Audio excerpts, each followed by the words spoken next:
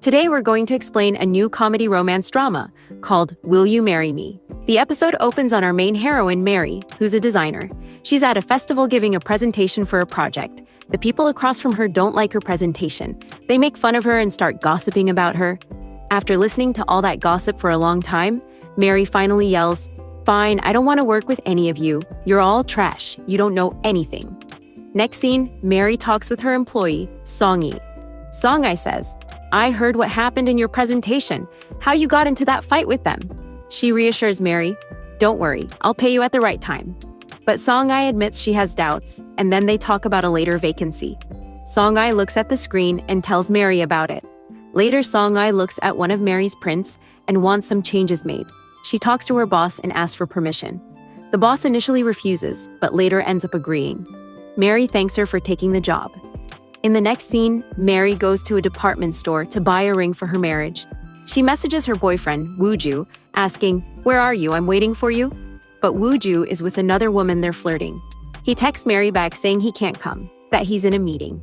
At that moment, a teddy bear bumps into Mary. Next, Mary talks to her mother, Young-soo.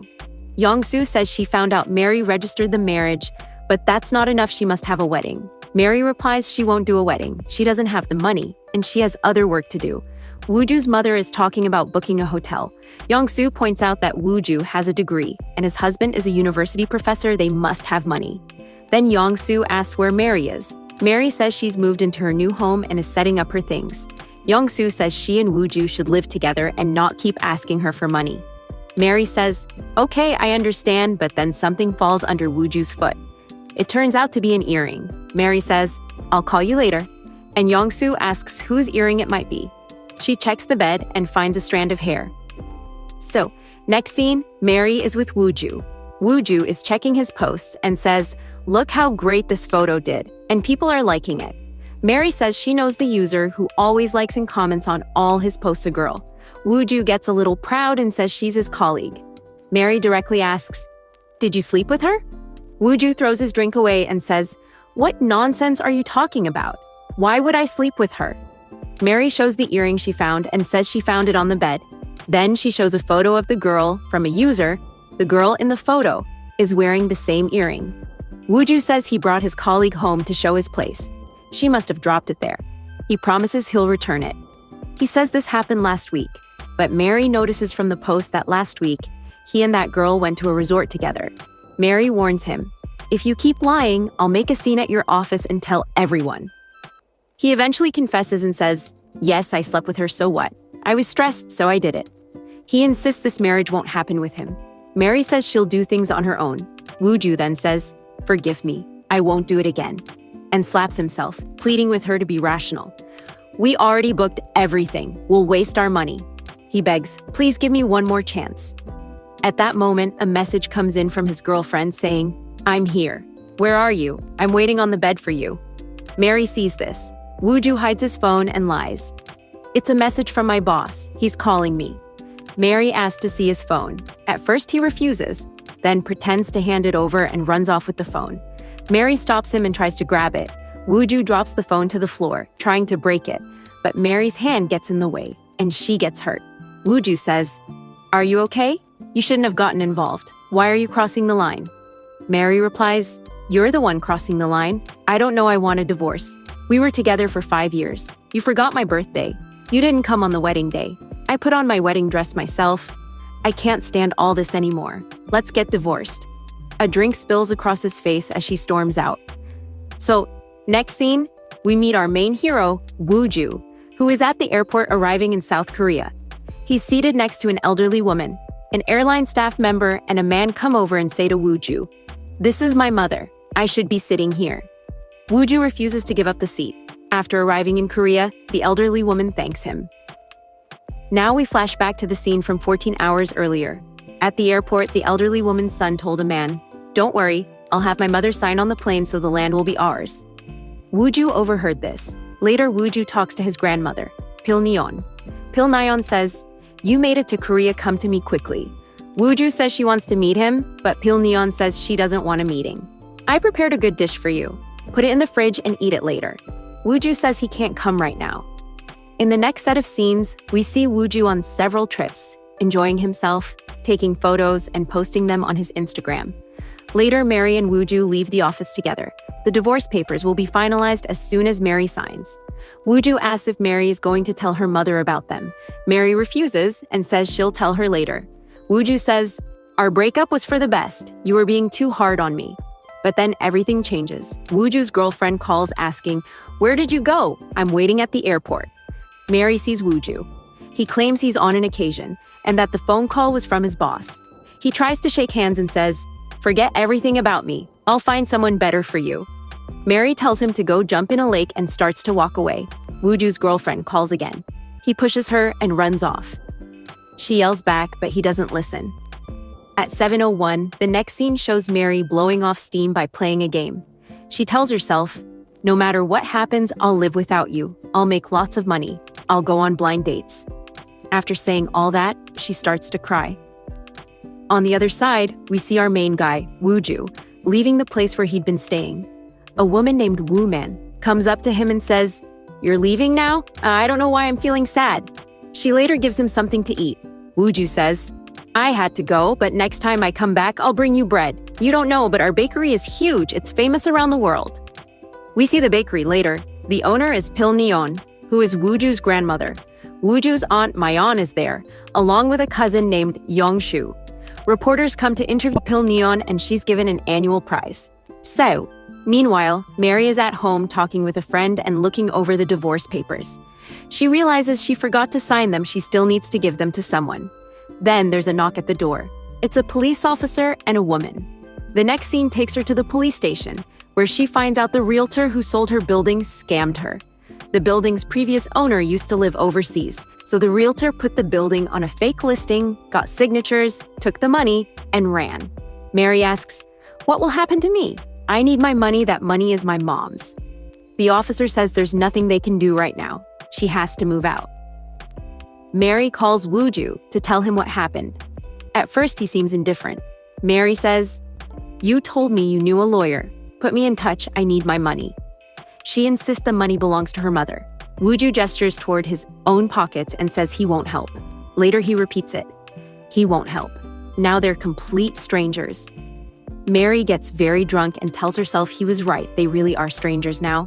Wooju's mother calls, asking about him and offering to send food like she always does. But Mary tells her not to. Yongsoo asks if everything's okay. Mary agrees. Yongsoo says she doesn't have much time left, and whatever she can do for both of them, she will. Meanwhile, Wooju is headed somewhere but goes the wrong way. Mary, stumbling drunk, has a small accident. Wooju gets out of his car and asks, "Are you okay? You should go to the hospital."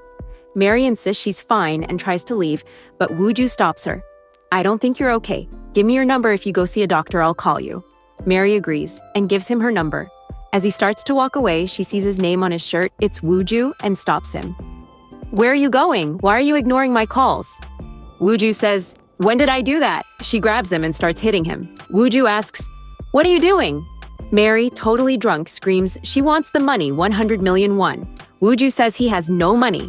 He tries to get back into his car, but Mary jumps in with him and keeps kicking. He manages to pull her out, but she climbs back in on top of him, and the fight goes on for a while. Mary, wasted, insists he should be her Wooju. She cries, "What am I going to do now? Why did you cheat on me? What will I tell my mother?" "You don't have any money now."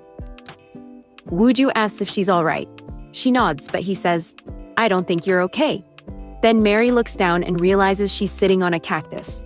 The next scene shows Mary at the hospital, where Dr. Jin is removing the thorns.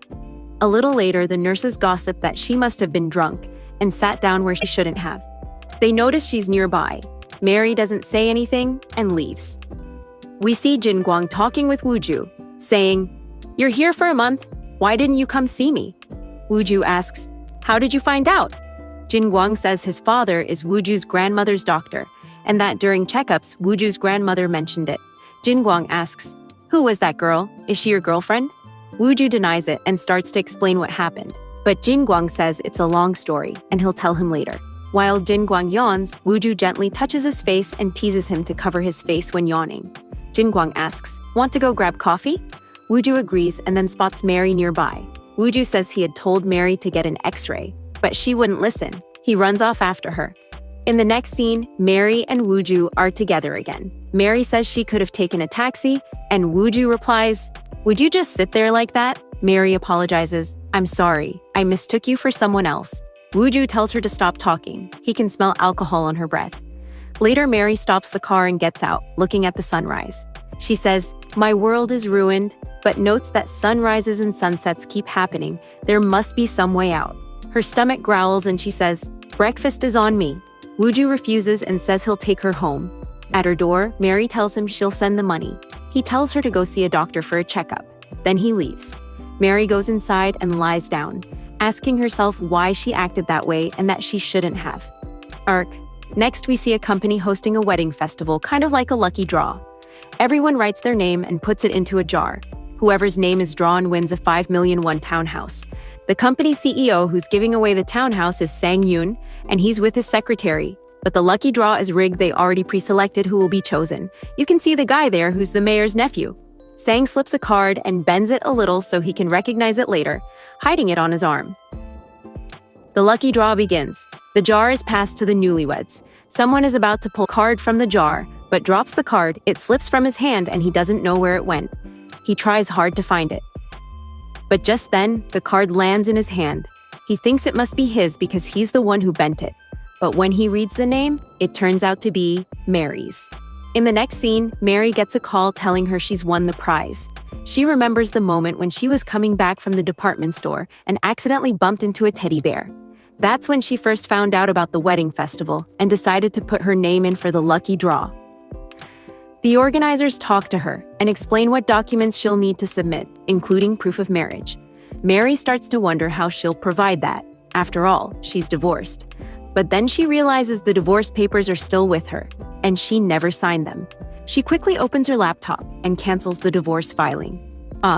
Meanwhile, one of the staff members talks to Sang-yoon and says, "The woman who won the townhouse called me. She sent all the documents and meets all the requirements, but she mentioned her husband can't come because he lives abroad." Sang-yoon replies, "We'll have to postpone this. Tell her that having her husband present is mandatory." Later, that same person calls Mary and explains the situation. Mary says, "But you told me before that my husband didn't need to be there, just me." The man replies, "I don't know about that, but it's the company's rule. When the award ceremony happens, both you and your husband have to be there to receive it."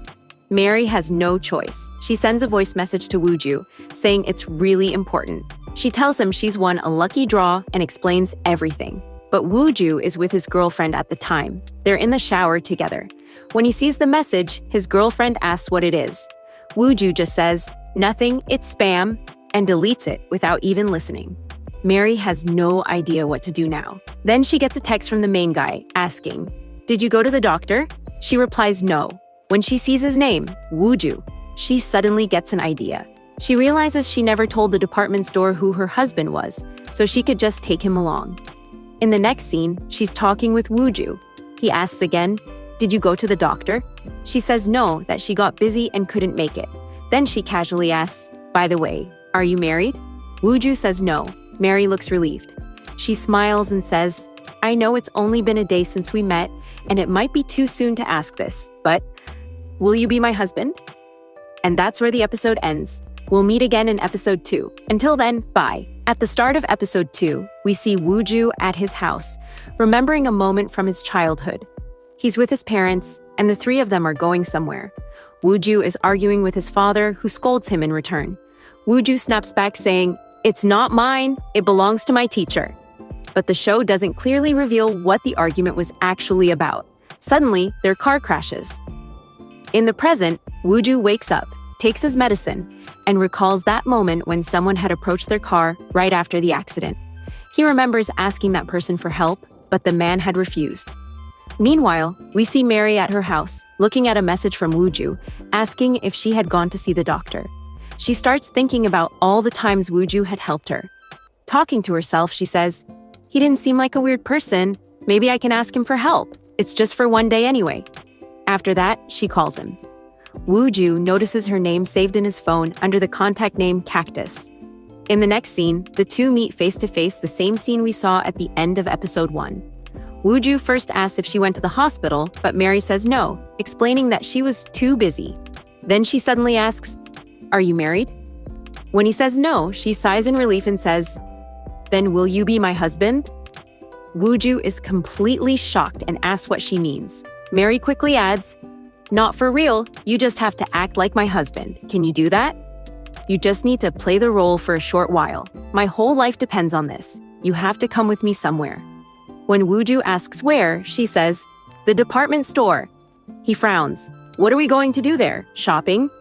But she shakes her head, thinking to herself, "I can't tell him about the award."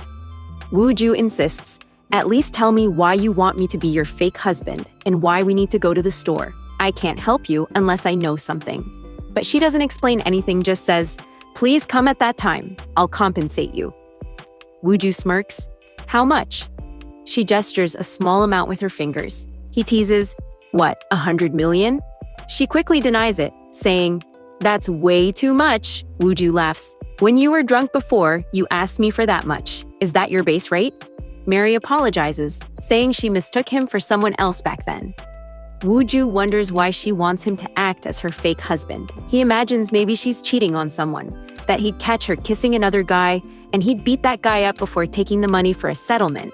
But Mary tells him it's nothing like that. Wooju replies, "So it's not about the money?" She hesitates, then nods. "I knew it," he says. "It's always about money. You're a scammer. I'm not helping a scammer." Mary looks hurt and says, "Were you playing games with me this whole time? So you never intended to help me at all?" Wooju admits, "Nope, your little fraud plan will never work." Saying that, he walks away. She tries to stop him, but he doesn't listen. In the next scene, we see Myeon talking with Neon. Myeon's husband, Haku, who is the company's director, is also there. Neon is angry, asking why Myeon is removing her son, Young-soo, from the head of marketing. "You can't kick him out and replace him with Wooju," she says. Myeon calmly replies, "I'm not kicking him out, just demoting him. He's been working here for years, yet our sales keep dropping. That's why Wooju will handle it now." Neon keeps pleading, but Myeon doesn't budge. Neon accuses her, "You're only doing this because he's your grandson." But Myeon insists, "That's not true. You know very well your son had the first chance, he failed." Meanwhile, we see Young-soo relaxing, eating chocolate. His mother comes over, and he offers her some, but she scolds him. "How can you sit here enjoying yourself when this is happening to you? Wooju's taking your place." Young-soo shrugs and says, "Don't worry, Mom. I already have a plan. You'll see what I'm going to do." Just then, Haku walks in. Myeon turns to him angrily. "Why didn't you say anything? I've worked here for 30 years, but no one listens to me. I have no worth here." Haku replies coldly, "This is business, and everything Neon said was true. Come on, I'll take you to that nice restaurant we went to before." Hearing that, Myeon cheers up. That night, we see Jin Kyung getting ready to rest when Wooju calls her. Seeing his name makes her so excited that she accidentally bumps her head. On the call, Wooju tells her he's coming to meet her. In the next scene, they meet in person. Jin Kyung asks, "Will you start work tomorrow?" He nods. She explains that his grandmother couldn't come see him because she can't travel by plane. "But finally, you'll meet her," she says. "I can't always take care of her, you know. I'm not her real granddaughter." Wooju looks at her and says, "You like Young-soo, don't you?" She denies it. Then she asks, "By the way, what about that cactus lady? Is she okay?" At first, Wooju nods, but then he laughs. "No, I think she's not hurt in the butt, it's her head. Something's wrong up there. She asked me to be her husband." Jin Kyung chuckles. "So she likes you?" He quickly denies it. "No, she just wanted me to act like her husband for a day. I don't even know what she's up to, so I said no." Just then, they see a young girl running nearby with her mom chasing after her. The girl suddenly falls, and Wooju notices she's holding a small toy bear. That sight takes him back to a memory at a police station where a little girl once gave him a toy bear. He had comforted her and told her not to cry before she left. Back in the present, Wooju asks Jin Kyung, "Do all kids have these teddy bears?" She asks why he's curious, then remembers, "Wait, you took one like that with you to America. I remember now you told me a girl gave it to you. I used to tease you that she was your first crush." Wooju smiles faintly and says, "She wasn't my crush." Jin Kyung asks, "Where is she now?" Wooju replies, "I don't know. I don't even remember her name. She's probably living a happy life somewhere. Meanwhile, we see Mary at home being told to leave because the building is about to be renovated. She refuses at first, but is eventually forced out. Later, she sits alone on a playground swing when her mom calls. Her mom asks, "So, when are you getting married? You said the wedding was postponed, but your sister Sori is asking again. She wants to book her flight tickets." Mary nervously answers, "Woo-Ju's been really busy lately." Mary said, "I'll talk to him myself and let you know. By the way, how's everything with you?" Yongsoo replied, "Things are great in America. My restaurant is doing well, and my English has gotten much better. If you had told us your wedding date earlier, we would have started preparing too." But Woo-Ju said, "I can't tell you that right now. I don't even know myself. Actually, there's something I need to tell you." Yongsoo asked, "What is it?" Mary replied, "I can't say it over the phone." Yongsoo said, "Did you two have a fight? That happens. Just listen to him, okay? Whatever he wants, just give it to him. Sometimes losing is what actually makes you win." Mary wanted to tell her that they had broken up, but she couldn't bring herself to say it. Next, we see Woo-Ju arriving at the company. He first greets his uncle, Hanku.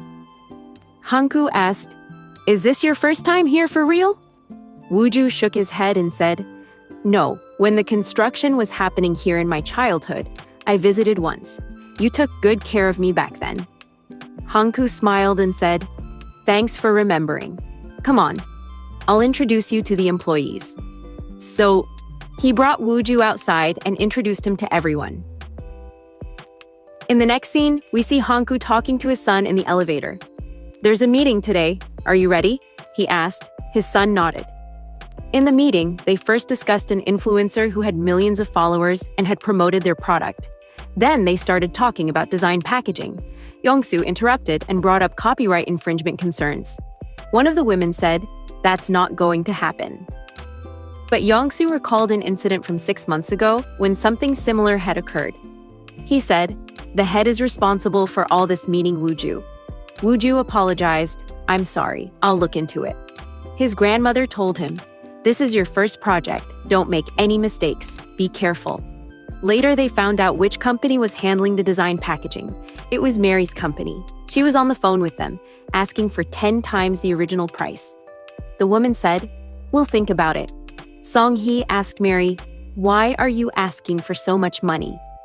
Mary thought back to what had happened 2 hours ago. Yongsoo had called her with a disguised voice and told her, "Someone from that bakery company will contact you, but you must demand 10 times the original price." Song-hee said, "That call could have been fake. You can't trust a stranger." Mary replied, "That's why I want to test it. I'm asking for 10 times more to see what happens." Woo-Ju was also informed about this design company charging such a high price. He said, "All right, I'll talk to them. Set up a meeting with their CEO." Next, we see Sung-hyun rewatching his award video again and again. He yelled at his secretary, "Listen." Listen said, "I'll find a way to withdraw the prize." Sung-hyun shouted, "How's that possible? Get over here!" When Listen came closer, he kicked him and yelled, "That's not going to happen." Then he threw his shoes at him and ordered, "Clean these." Listen obeyed. Back in his office, he called Mr. Kwon and said, "No matter what, call Mary and tell her she must bring her husband to the award ceremony or she won't receive her prize." Listen then remembered what happened 3 months ago. Sung-hyun had received a message from the mayor asking for a townhouse for his nephew. Sung-hyun didn't know what to do if he agreed. His father would find out. Then Listen suggested, "You could host a wedding festival and give it to him as part of that. No one will ever know you planned it on purpose." Meanwhile, Mary and Song-hee were waiting for a response from Woo-Ju's company. They'd been waiting a long time, but no call came. Then Mr. Kwon sent a message to Mary. "You must bring your husband here, or you won't get the prize." Song-hee asked, "What does the message say?" Mary replied, "It's not from the company." Then Mary asked, "What does your brother do? I needed Kaeshan." Song-hee said, "I don't know. I haven't seen him in 2 months." Mary thought to herself, if I bring Song-hee's brother there and Woo-Ju also shows up, what will happen? I can't do that. Song-hee asked, "What's wrong?" Mary replied, "Nothing, I'm just going somewhere. If the company sends any message, let me know." In the next scene, we see Woo-Ju's family meeting his ex-girlfriend Mary's boyfriend. His older sister's name is Jinhwa, and his mother's name is Yoon-suk. Jinhwa said, "Where's Wooju? His phone's off." Yoonsuk replied, "He went to Hong Kong and turned it off." They started talking about how Wooju and Mary broke up. Jinhwa said, "But I liked Mary. The food her mom sent was the best." Yongsoo said, "I get what you mean, but you don't know Wooju's new girlfriend is rich. She's loaded." Then Wooju called them, saying, "Mary contacted me. She was asking about a rental house." Yongsuk yelled, "She was asking for money!" But Wooju denied it, saying, "I already blocked her number." Just then, there was a knock at the door. Jinhwa opened it, and it was Mary. They all sat down to talk. Mary said, "I've been trying to reach Wooju. Where is he? I need to talk to him about something important."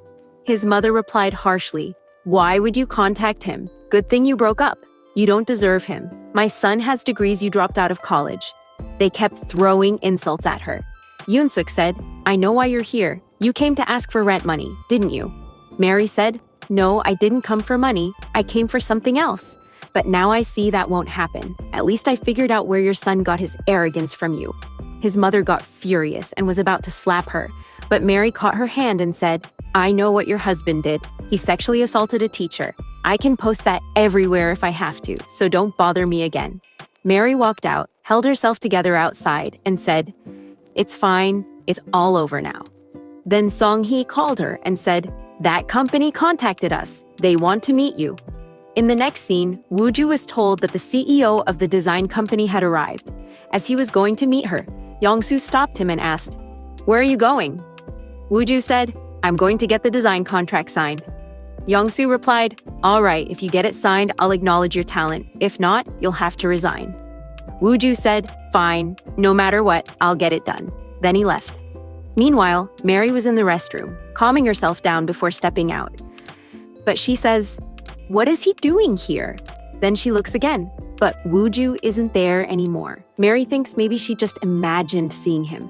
Later, when she finally meets the client, she realizes the person she's supposed to meet is actually Wooju himself. Mary has to act like she's meeting him for the first time, because Wooju's employee is right there with him. Wooju says, "We already told you what we need. You can't charge this much money." Mary replies, "All right, I'll agree to your terms, but I have one condition." After that, she sends the assistant away and says to Wooju, "Be my husband." Wooju looks at her, surprised. "You're still stuck on that?" he says. "If I report you to the police, you'll be arrested. You're a scammer." Mary calmly answers, "You also need my help to get this contract signed. I need your help too. We're on the same page, so let's make a deal. You be my husband, and I'll sign the papers." Wooju refuses, saying, "That's never going to happen." Mary insists, "If you don't get this contract, you'll lose millions." She recalls overhearing a woman in the restroom talking about this same deal earlier. Wooju says, "I don't care. I'd rather lose the money than work with a scammer." Then he gets a message from Yongsoo. "Did you get the contract signed yet?" He remembers his grandmother's words. "This is your first project. Make sure you do it right." Mary shows him her bruises, saying, "You hit me with your car. That's how I ended up like this." Wooju denies it. In the end, Mary signs the contract. Wooju has no other choice but to agree. Later, both of them arrive at the department store. Mary says, "I already sent all the documents to you." Wooju replies, "I don't know anything. I'll just stand there and keep quiet." In the meeting, Mary explains why she's doing this. She says, "I used to live in a rental house, but I got scammed. I was promised a townhouse worth 5 million won as a prize, and to claim it, I need your help. I don't even have a place to live right now." In the elevator, Mary gives Wooju a ring and a pair of glasses. "Put these on," she says. "In the photo I sent, you were wearing glasses." Wooju reluctantly does it. He then asks, "What if your husband finds out about this?" Mary says, "Don't worry, he won't. He doesn't answer my calls anymore."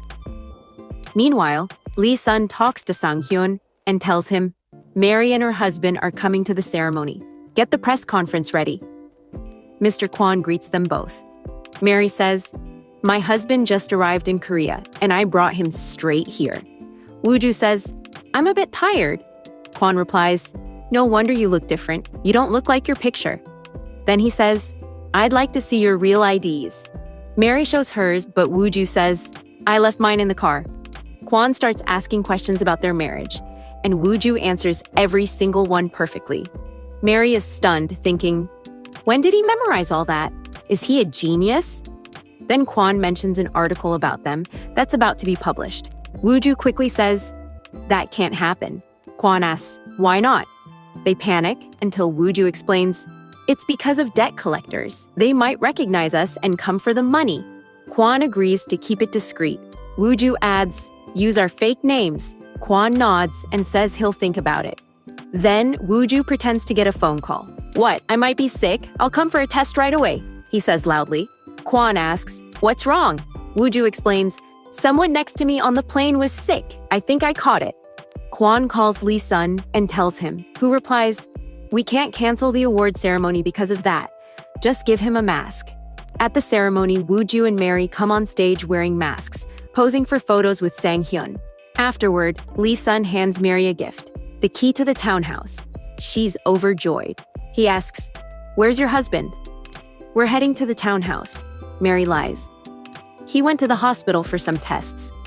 She remembers that earlier, when she was sitting alone, Wooju had messaged her saying, "I'm leaving." She'd replied, "Thank you." But as soon as she steps outside, she sees Wooju there. Lee Sun asks, "Why are you here? Didn't you leave?"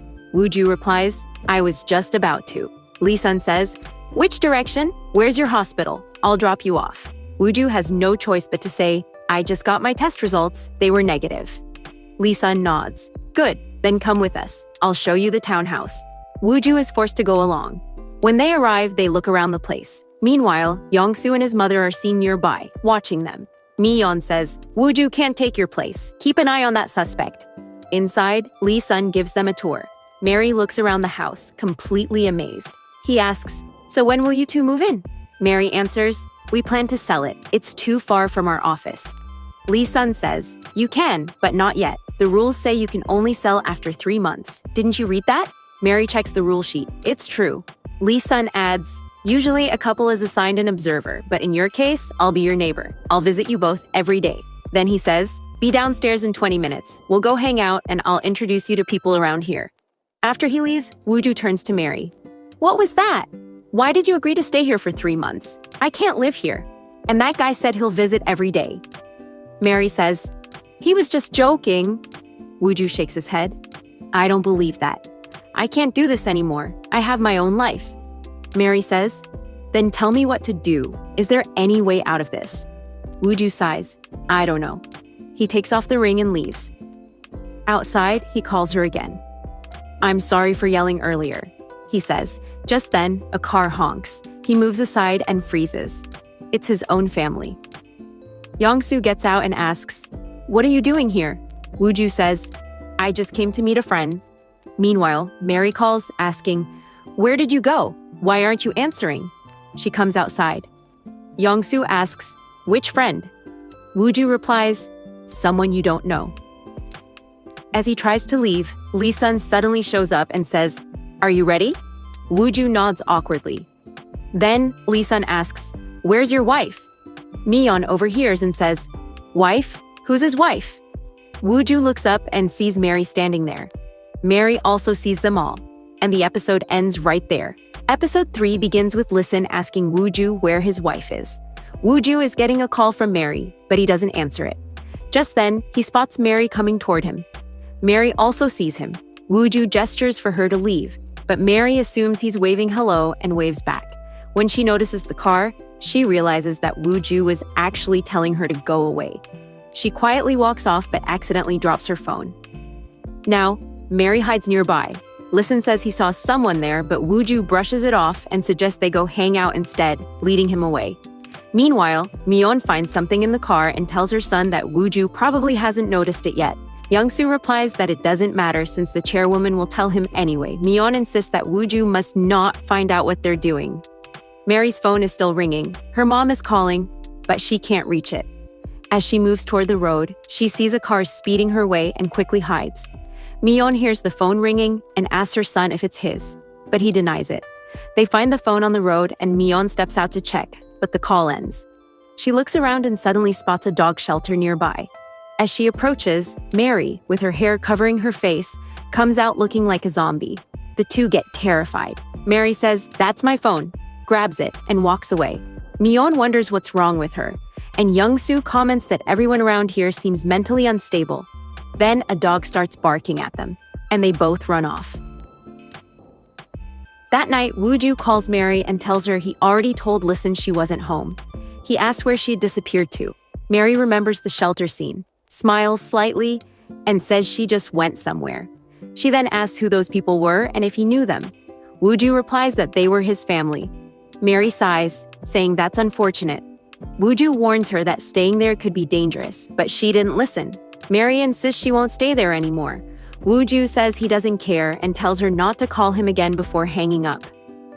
Mary mutters to herself that he's selfish and not kind, yet he's still her savior. He saved her life, and now she owes him.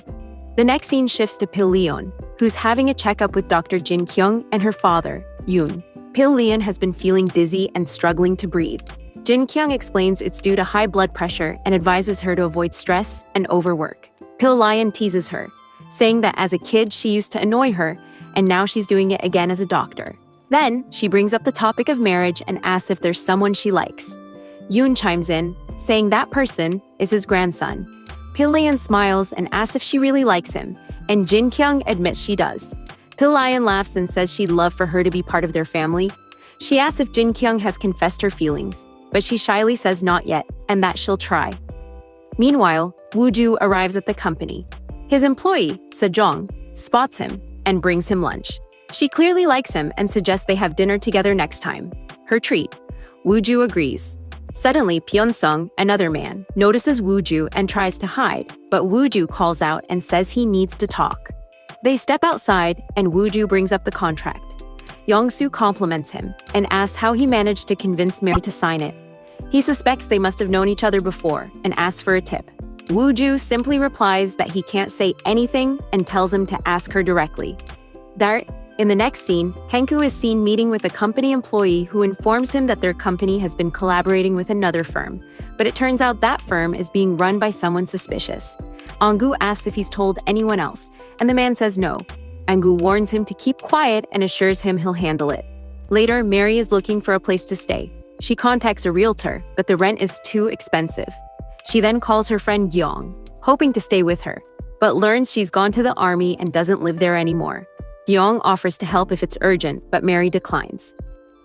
As she walks, she notices two boys putting up a poster for a hotel. She approaches and decides to check it out. That night, she visits the hotel, speaks to the owner, pays, and goes up to her room. She spots a drunk man who stares at her for a moment before leaving. Nervously, she locks herself inside her room. The next morning, she's sleeping peacefully when her alarm goes off. It's already 9 a.m. She rushes to get ready and heads to a hospital to show her design samples to a doctor. As she leaves, she runs into Jin Kyung, who recognizes her. Jin Kyung says, "You're the same girl I helped before." They sit down to talk, and Jin Kyung asks what happened that day. Mary explains that she had a small accident and told Wooju she was fine, but he didn't believe her and insisted on bringing her to the hospital. He even paid the bill and dropped her home. Jin Kyung laughs, saying that Wooju always helps people, but he told her that Mary said some strange things, like asking him to be her husband. Mary gets flustered, wondering if he told her everything, and nervously says she was just joking. Jin Kyung smiles and says, "No need to be embarrassed. He tells me everything. We're very close."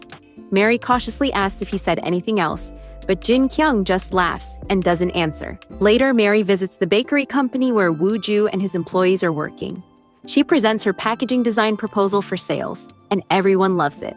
Wooju praises his employee for doing great work and invites her to join them for dinner. Mary reluctantly agrees. At the restaurant, everyone enjoys their meal. Sejong asks Wooju if he has a girlfriend, and he says no. Then she asks if he plans to get married, and he replies that it's not really necessary. The employees start joking about relationships, saying you should get an apartment before getting married. But one guy admits he can't afford it. Then another employee mentions that the department store is holding a prize giveaway. Everyone talking about a lucky draw. One of the employees says, "You should have joined it, Wooju. You could have won a town worth 5 million won." They mention that the winner has already been announced and decide to check who it is.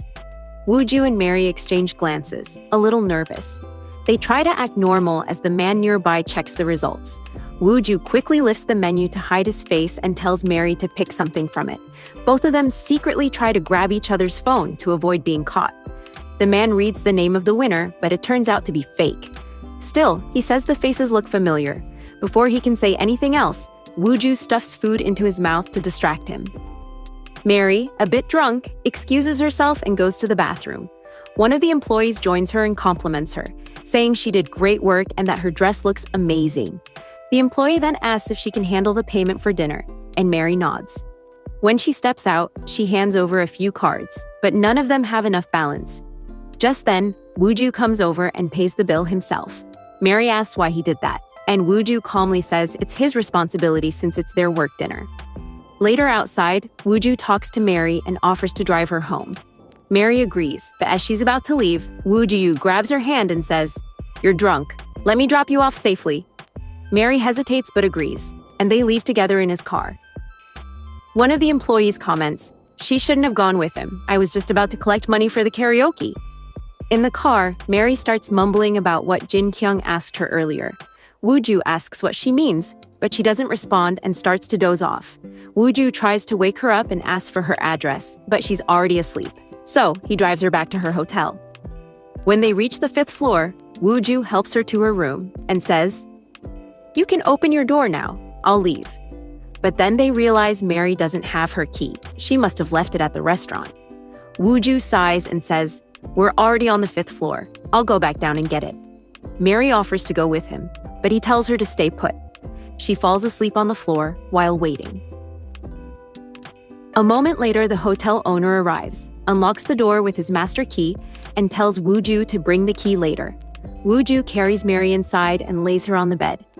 As he looks around, he notices in the mirror that the owner is staring at Mary's feet. Wooju turns and says coldly, "Are you done? You can leave now." The owner nods and walks out. As Wooju heads out too, he notices the owner watching him and awkwardly waving goodbye. Wooju gets to his car, but suddenly remembers that Mary's wallet is still in the room. He calls her, and she picks up, but something feels off. Worried, he rushes back to the hotel. The owner is missing from the reception desk. Wooju sprints to the room and finds the door already open. Inside, the owner is sitting near Mary's feet. Without hesitation, Wooju punches him in the face. Mary wakes up startled and yells, "Why did you hit him? I just ordered noodles." "He spilled them on my feet, so he came with a first aid kit." Feeling embarrassed, Wooju apologizes. He asks, "You already had dinner at the restaurant, so why were you eating noodles again?" Mary replies, "I didn't really eat there. I thought I had to pay, so I barely touched my food. I was starving." Wooju tells her to stay at the hotel, but Mary says she doesn't have money. "Once I sell that town, I'll finally have cash," she explains. Her heels have hurt her feet, so Wooju kneels and gently applies ointment. Then he asks where she'll sleep tonight and if she has any relatives nearby. Mary shakes her head and says she'll just stay in her office. Wooju thinks for a moment, grabs her bag and says, "Come on, let's go." He takes her to the shelter town. They sneak upstairs quietly. Wooju hands her things over and tells her, "Listen, can't find out you're staying here." Mary agrees and promises to keep the lights off. Then she goes inside. Meanwhile, we see the same employee who had earlier discussed company corruption. Han-gu meets him and asks if he's heading home. The man says yes. Han-gu praises him, saying the chairwoman rewarded him well, but he already has plenty. He hands the man a small bottle and tells him to take it. Han-gu then gets into his car, drinks it, and drives off. But soon he starts feeling dizzy and sleepy. He loses control of the car, crashes, and dies instantly. The next morning, Mary wakes up and steps outside for some air. She spots Listen nearby and quickly hides. Listen, in another scene, talks with Sang-yeon and hands him a script related to public relations. He instructs Sang-yeon to visit Mary's house for PR purposes and keep an eye on them. Sang-yeon agrees, but warns Listen not to mess things up again. Later, Listen visits Mary and tells her the CEO will be visiting next week. Mary says she'll discuss it with her husband. Han-gu reports the employee's death to Pil-leon, who insists she should attend the funeral since the man worked for them for years. But she's not feeling well, so Han-gu tells her to rest and says he'll go instead. At the funeral, Han-gu meets the employee's family. Elsewhere, Listen is participating in a running event with several others, including Jin Kyung. He remembers Sang-yeon's warning that if he makes another mistake, everything given to him will be taken back. Furious and stressed, Listen starts running faster, overtaking everyone. Jin Kyung notices his frustration. That night, Mary tries to sleep, but a mosquito keeps bothering her. She gets up, clapping her hands to kill it. In the process, she accidentally turns on the lights. Outside, Listen arrives in his car and notices the lights in her house flicker. At first, they were off, but now they're blinking. Mary tries to turn them off, but they won't respond. The doorbell rings and she checks the intercom. It's Listen. She opens the door and he says he came to drop off a parking permit form so she can register her car. Mary thanks him and mentions that her lights aren't turning off. Listen walks inside, checks a few rooms, and explains that she probably activated the audio sensor mode. After fixing it, he casually asks, "Where's your husband? I don't see any of his shoes or clothes around." Mary quickly replies that he works late in some regular company and that they haven't unpacked his things yet. Listen seems convinced and leaves. Later, Mary calls Woo-ju and tells him everything, including the part about the CEO's visit. Woo-ju scolds her, yelling, "Why did you clap? You could have just let the mosquito bite you." Mary sighs and says, "Listen is starting to get suspicious of us." Woo-ju calms down and asks when the CEO will be visiting. Mary asks, "Will you come that day?" The next scene shows both of them at a photo studio, dressed for their wedding photos. Woo-ju looks handsome in his suit, and then Mary walks in wearing a wedding dress. He can't take his eyes off her. Since Chung-yoon will be visiting their home, they need these photos as proof of marriage. Mary adjusts her dress and complains that it feels too tight and hard to breathe. Woo-ju stands up, loosens the zipper a little, and asks if she's okay. She nods. Woo-ju tells her, "I know this feels awkward for both of us, but we have to do it so no one suspects anything." Mary smiles softly and says, "All right, then I'll do it." She gently places her hand on his. Inside, she thinks to herself, "Why am I reacting like this? It's not even a real wedding." They pose for photos together. Outside, Sejong, Woo-ju's employee, walks in with her friends and starts taking photos too. Woo-ju finishes and heads out, but just as he steps outside, he spots Sejong coming toward him. He quickly hides back inside. Mary, unaware, is also walking out, but Woo-ju pulls her back inside. Mary asks what's going on, and he explains, "My employee is here." Sejong walks closer to the room. Woo-ju looks at Mary, takes a breath, and says, "I'm sorry for this." Then he suddenly kisses her. A moment later, Sejong opens the door, saying, "Woo-ju, are you here?" Mary sees her, grabs Woo-ju, and kisses him again. See. And with that, the episode ends. At the beginning of episode 4, the two of them were kissing. Sejong walks in and asks, "Woo-ju, are you here?" But when she sees them kissing, she quickly says sorry and leaves. Her friend asks if her team leader is inside. Sejong says she's not sure, but judging by his back, it seems like he is. Her friend suggests they should go check, but Sejong stops her saying, "Forget it, they're kissing." Then she walks away. Mary tells Woo-ju that she's probably gone. Woo-ju agrees. Mary notices something and says, "You've got lipstick on your lips." He tries to wipe it off but can't, so she helps him, gently touching his lips.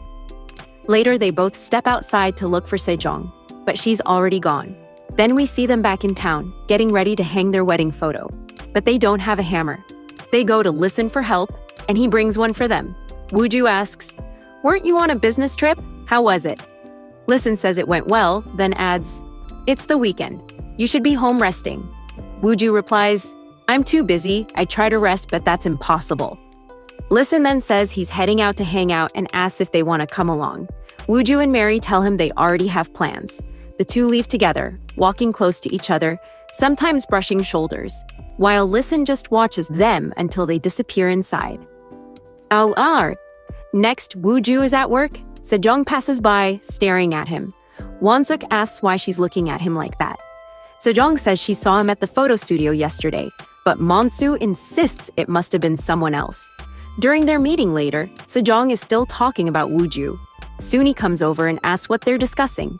Sejong explains what she saw, but Suni says that can't be right. She doesn't believe Woo-ju has a girlfriend. "Didn't you see his face?" she asks. Sejong says, "He was kissing someone." Suni asks who the girl was, but Sejong admits she doesn't know. Then, while they're talking about the kiss, Sejong looks at Mary and says, "She looked a lot like you." Mary freezes and says nothing. Sejong tells her, You could just call the photo studio and ask who came in yesterday. Mary says, you didn't even think of that. Sejong then starts to make the call. Wooju walks in for the meeting just as she's on the phone. Afterward, Wooju tells Mary that he had already made the photo studio reservation under a different name. Mary thanks him, saying she was so nervous inside, she was sweating. Wooju asks if Listen tried to contact her again, but she says no. Mary adds, when we took those wedding photos, that kiss just kinda happened. Don't take it seriously. Wooju laughs. I'm not the one taking it seriously, you are. You practically jumped on me like a bull. Mary blushes and says, Sejong showed up. If I hadn't kissed you, she would have seen us. By the way, was that your first kiss? Wooju says, I was just trying to avoid Sejong. Then he hands her the clothes she left behind. She thanks him, and he says, if you're grateful, you owe me. My grandma loved your designs. She wants you to make a presentation. Later, Mary talks to Songyi about the upcoming presentation. Songyi tells her who Pin Lion is and praises her in several ways. Mary gets excited and says she's looking forward to meeting her and working together. Meanwhile, Pin Lian is speaking with Hongku. She asks if he went to the funeral, and he nods. He says something's been bothering him. He suspects that their employee, Mr. Ko, was embezzling money. They recently found out he was gambling, and then the next day he had an accident. Pin Lion is shocked, saying, that can't be. He was so loyal. Hongku says he knows it's hard to believe, but it's the truth. If the media finds out about the embezzlement, it could ruin their company's image. Pin Lion asks what they should do. Hongku advises that they should stay quiet. At dinner, Pin Lion tells Young-soo that he'll be taking over Mr. Ko's position. She also says they should do something for his family. Mian interrupts, saying, his wife never even came to see us. Why should we do anything? She adds that Mr. Ko was the only one in the car. If his family had been with him, they all would have died. Everyone turns to look at Wooju, since the same thing happened to his family. Hongku signals Mian to stop talking, but she keeps going, saying, come on, everyone knows his story. Wooju calmly says, it's fine, I'm okay, and leaves the room. Afterward, Pin Lion scolds Mian for her insensitive comments. Mian snaps back, why do you always scold me? He said he's fine. But Young-soo quietly says, he's not fine. I know him. He's fragile. He gets scared easily. When we were kids, I took one of his toys. He always carried that toy with him. It was his comfort toy. We then see Wooju in his room, staring at that same toy. He flashes back to the past, to the car crash. He had crawled out of the wreck, screaming for help. A car stopped nearby, with a little girl and her father inside. Later, at the police station, Wooju sits silently while the taxi driver and the little girl give their statements. The girl walks up to him, hands him her toy, and says, my dad gave this to me for my birthday. You can have it. There's a button on it. When she presses it, it plays comforting words. Then Pin Leon and Hongku arrive. Wooju runs to his grandmother, crying. When he looks back for the girl, she's gone. But the toy remains. He takes the toy and sits in the car, then spots the same girl crying nearby. She asks her father, did that boy's parents die? That can't be true. Who's gonna take care of him now? Wooju overhears everything. Then we cut to Mary at home, replaying the kiss scene in her head. She mumbles, did I use my tongue? She keeps replaying the moment, then hits herself, saying, what am I doing? Am I getting too deep into character? I shouldn't be acting like this. It wasn't even real. Next, we see Jin Kyung at the hospital, looking for a spot to confess her feelings. Once she finds it, she calls Wooju and asks, are you free today? Let's go out together. Wooju asks, why are you taking me out? Don't you have friends? Jin Kyung replies, that's not it at all. I thought you might be getting bored, so I wanted to take you out. Wooju says, all right, I already have plans today, but I'll meet you in the evening. Jin Kyung gets really happy. The nurse looks at her and asks if she's going on a date, but Jin Kyung doesn't say anything. She starts looking through a file and says that their VIP patient is Sung Yeon. She also adds that they visited him and thinks nothing is wrong with him. He's just pretending to stay in the hospital. Just then, Listen walks by, and the nurse immediately goes quiet. After he leaves, the nurse tells Jin Kyung that Listen works for Sung Yeon, and no matter if it's day or night, he has to come here. She says she feels bad for him. In the next scene, Mary and Woo-ju are together, preparing to meet Sung-yeon today. They match their shoes, their clothes, and get everything ready. Mary asks him questions about their wedding, and Woo-ju answers. Then she asks when their honeymoon was, but he can't answer. Mary says, "We never even went on a honeymoon. So if they ask, just say we plan to go to London." Woo-ju jokes that her ex must be pretty cool to let her go on a honeymoon trip with another man. Mary replies that she did so much for him, she bought insurance for him, helped with the apartment money. Woo-ju asks if he ever thanked her, but she says no. Woo-ju then asks how they met. Mary starts recalling the past and says that during a vacation, she almost drowned, but he saved her. She thought that was love, and they'd get married, but she was wrong. Woo-ju asks if she regrets it. She admits she does and says maybe the problem was her. Maybe she needs to change herself. Woo-ju says, "You don't need to change the right person. We'll love you just the way you are, someone who won't take your love lightly." Mary thanks him for saying that. Inside, Mary's phone starts ringing. It's her mom, but she doesn't notice. Meanwhile, Suk-ja tells Young-suk, "Why are you preparing food?" Young-suk says she's going to meet Mary's in-laws. Suk-ja tells her that Woo-ju never comes to visit, that he looks down on her. But Young-suk insists that's not true. He's just busy. She says she'll call him right now. At that time, Woo-ju is in a hotel, checking his stock investments, which have dropped.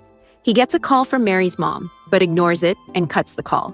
Then he sees a message on his girlfriend Jenny's phone. It's from a guy named C, asking her to come to a room. Jenny comes out of the shower and tells him to go shower next.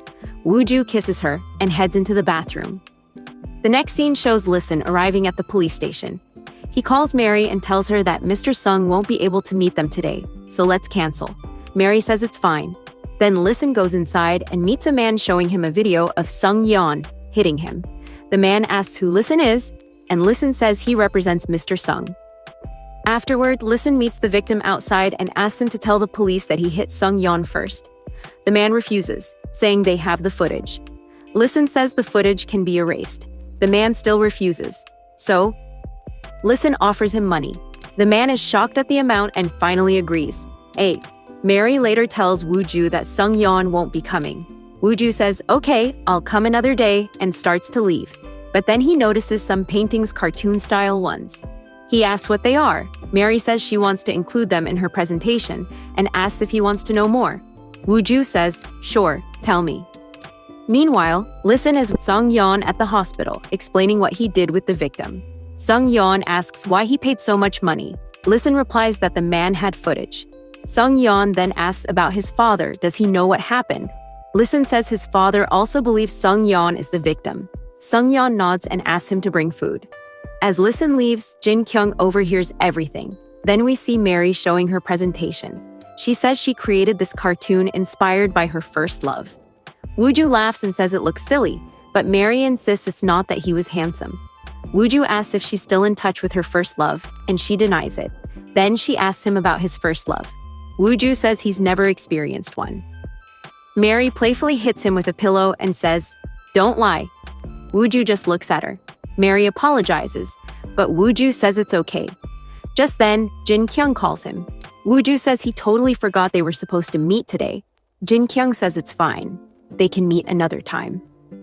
Later, Jin-kyung goes to a bar, starts drinking, and Listen joins her, silently drinking too. She keeps looking at him, then starts a conversation, saying she knows who he is, that he works for the VIP patient in their hospital. She adds that there are lots of rumors about him, that he's a terrible person. But even so, she says she respects Listen. Listen looks at her and asks who she is. Jin-kyung says she's seen him at the hospital. She's a doctor. Listen then says, "Whoever is spreading those rumors should be fired or paid off." Jin-kyung says, "Let it be. I was just trying to comfort you." Listen replies, "That's not comfort, that's arrogance." She apologizes, then adds that money can't solve everything, and that he must be upset. That's why he's here, just like her. He looks at her quietly. She asks what he's looking at, then says, "Do you think I'm upset because someone dumped me?" That's not it. Listen doesn't reply, just pours her another drink. Jin-kyung asks if he's trying to flirt, but he denies it and says, "I just want you to drink this and go home soon." Meanwhile, Young-suk has arrived in Seoul. The next scene shows Woo-ju giving his presentation, with Mary there too. Suddenly, Mary gets a message from her mom, saying she's in Seoul and heading to Wooju's family home. Mary runs out in panic. Wooju notices and follows her. Mary tries calling her mom, but she doesn't pick up. Wooju asks what's wrong, and Mary says her mom is going to meet his family. Wooju says, "Your mom probably doesn't know you two broke up." Just then, Sejong comes out and tells Mary her turn for the presentation has come. Wooju tells her to send him her ex's address. He'll try to stop her mom. Mary sends it, and meanwhile, Young-suk has already arrived there. She talks to both of them, and they tell her that Wooju and her daughter have already broken up. One of them scoffs and says, "Did you really think your daughter could become the daughter-in-law of our family?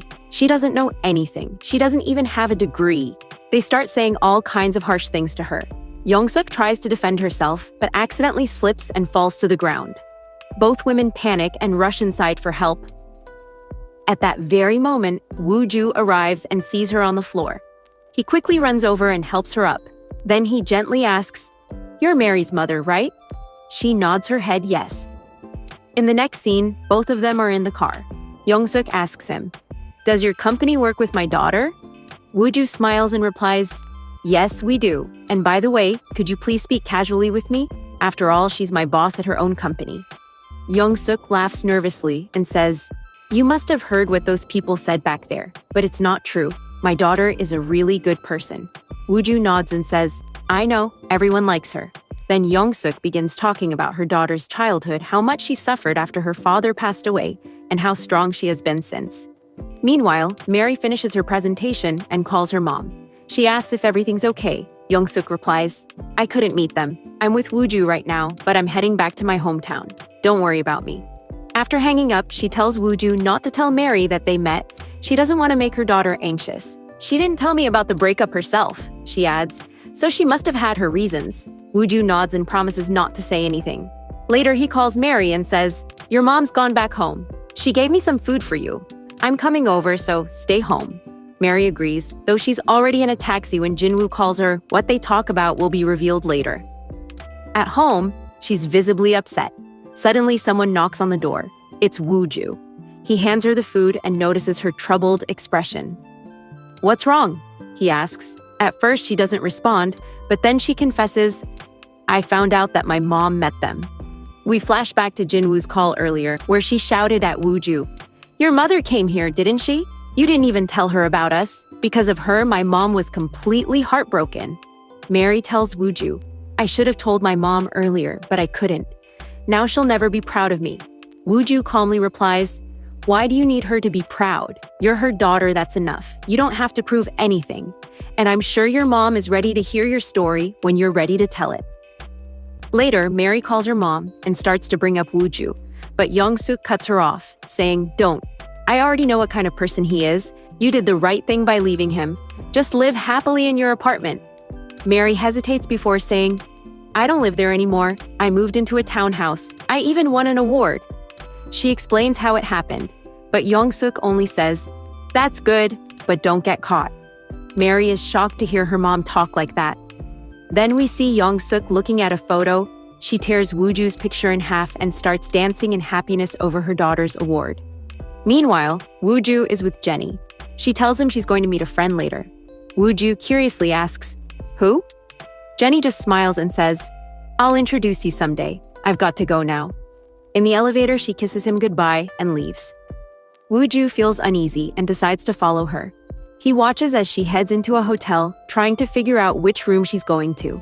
Then he remembers the text he saw earlier on her phone, the same name and the same room number. He quietly takes the stairs up to that room. When he looks inside, he sees Jenny kissing another man. His heart sinks. He realizes she's been cheating on him. At the same time, Mary is at home eating the food her mom sent. Her mom calls and says, "I lost my purse somewhere. I think it might be in Wooju's car. Can you ask him?" Mary agrees and calls Wooju. He checks the car, finds the purse, but when he opens it, he notices a photograph. It's the same little girl who once gave him a toy. Then it hits him. He remembers the moment he brought Mary to the hotel and saw that same photo before. That's when he realized Mary was the very girl he'd been searching for all these years, the girl from his past, right there in front of him all along. We see flashes of the moments between them, the wedding photos, his growing closeness to her, and the way he deliberately stayed near her because now he knew she was his first love. He remembers his school days, how he once got scared when a car approached him, and how he later fell into depression, the only comfort being that little toy he always carried. Now, everything makes sense to him. Every time he helped Mary, every time he listened to her, it was all because deep down, he wanted to repay the kindness she once showed him. In the final moments, we see another Wooju, who's now back in Korea. Mary is busy working at home when her phone rings. She thinks it's the colleague she's been collaborating with and says, "Did you find the purse?" But the voice on the other end says, "It's me, I'm back." And with that, the episode ends. We'll see what happens next in episode 5.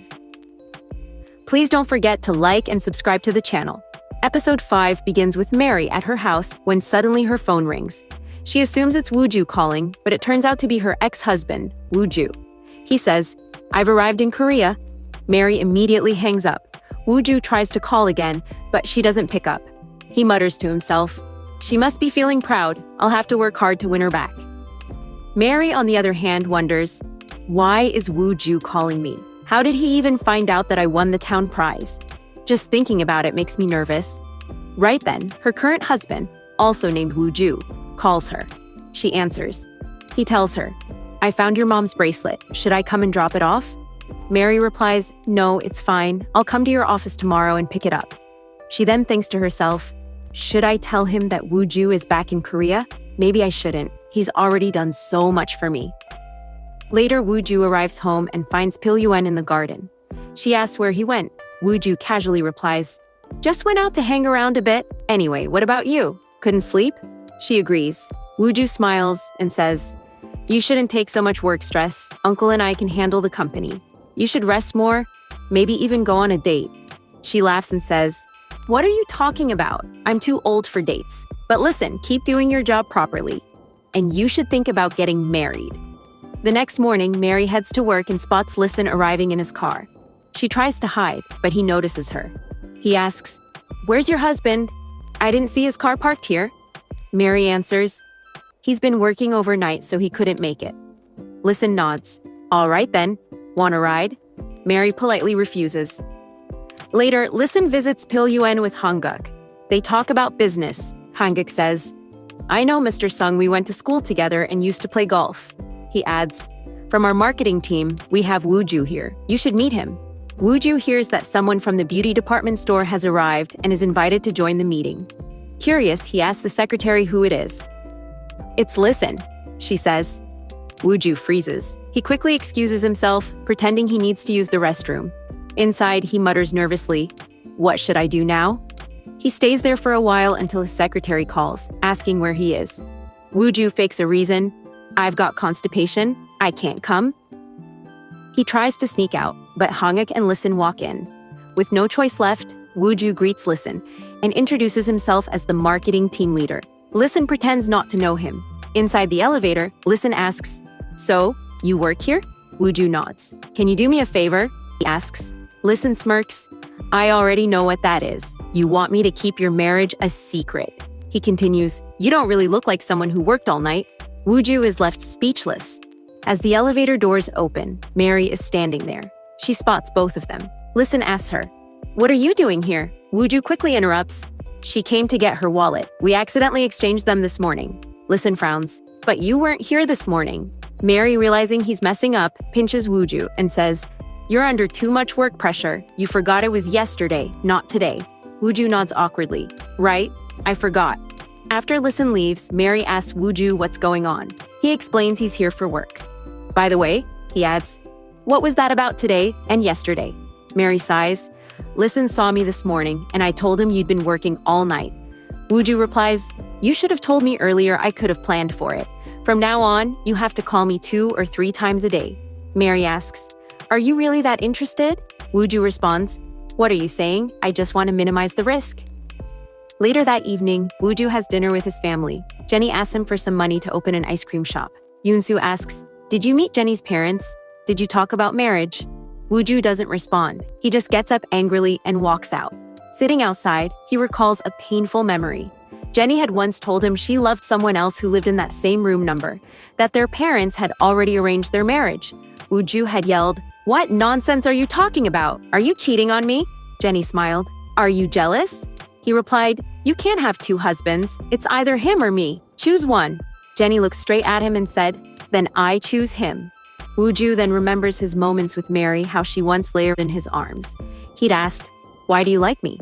She had smiled and said, "Because you're handsome." He stares at their old photos and whispers, "Mary, forgive me. I shouldn't have done that." The next day, Mary meets with her boss, who's showing her a new design when she gets a call from Gonghwa. "I'm here in town. I want to see you," she says. They meet at a restaurant. As they sit, the owner comes by and says someone wants to join them. It turns out to be Woo-ju. Mary is shocked. "How did you know about this place?" Woo-ju smiles. "It's a famous spot. I come here often." Gonghwa, seeing him, instantly falls for him, calling him her first love type. She starts describing the kind of man she likes. Everything she lists perfectly matches Woo-ju. Then she asks Mary about her first love. Woo-ju teasingly says, "Do you still miss him?" Mary answers, "I don't know. We only met for a short time, but I loved the back of his head. He must be even more handsome now. He was totally my type. If I saw him again, I'd recognize him instantly." Woo-ju hides his joy, smiling quietly. Outside, Gonghwa gives gifts to both of them. Woo-ju looks at them and asks, "Who's the cactus for?" She says, "That one's for Mary." Woo-ju hands it to her and jokes, "Don't sit on it." Mary blushes, remembering the night she accidentally did. Later, Woo-ju says goodbye, heads home, and looks at their wedding photo, smiling to himself. The scene shifts to Jin-young with Sung-hyun. He's pretending to be in pain. Jin-young says, "I know you're faking it. You're perfectly fine. You'll be discharged within a week." She gets up to leave. Listen tries to convince her to stay, but she refuses. Sung-hyun tells him, "Let it go." She's the director's daughter, stubborn as ever. Jin-young's colleague asks her, "Can you cover my night shift tonight? I've got something important." But Jin-young declines. "Sorry, I can't. I already have plans." Then we finally see what those plans are. Woo-ju waiting for her at a bar. The episode continues with Woo-ju noticing Jin-young and asking why she's dressed like that. "Are you here for a blind date or something?" He jokes, but she replies that she just felt like wearing it and asks what he's doing there. Woo-ju explains, "I didn't make the reservation, my grandmother did." Then he teases her about something from their childhood, reminding her how much she used to love someone. Jin-young quickly says, "He was a cheater. You know I broke up with him later." She takes a deep breath and says she wants to tell him something. She's about to confess her feelings when a singer nearby starts performing, and everyone claps. Woo-ju looks toward the stage, then turns back to her. "So, what were you about to say? Were you going to tell me?" He pauses before asking, "Did you see the back of my head before? Do you think it's handsome? Someone once told me they remember my head from behind and still haven't forgotten it." She looks surprised. "Who is she? Is she your first love?" Woo-ju smiles faintly and nods. "How did you know?" "To be honest, I met the girl who once gave me that toy. She's my first love." Jin-young quietly asks, "Who is she?" Woo-ju answers, "She's the cactus girl you treated once." Jin-young asks, "Does she know about this?" He shakes his head. "No, only I know. Should I tell her?" But Jin-young immediately says no. "Don't tell her? If you do, she'll think her father's death was because of you."